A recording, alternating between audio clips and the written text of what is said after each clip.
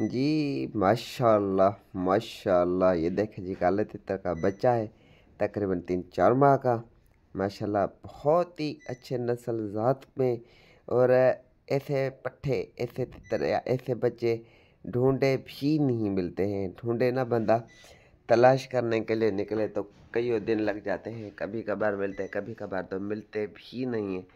अल्हम्दुलिल्लाह, ये देखे जी बंदे की मस्ती, बच्चों की मस्ती, लेडीज़ की मस्ती, यानी हर चीज़ की मस्ती। बोलता भी है, देखे परियां खोल कर सूख रहा है, मस्तियाँ कर रहा है। ऐसे नायाब चीज़ें, ऐसे नायाब हीरे, ये देखें, आप खुद देख सकते हैं, अंदाज़ा करें।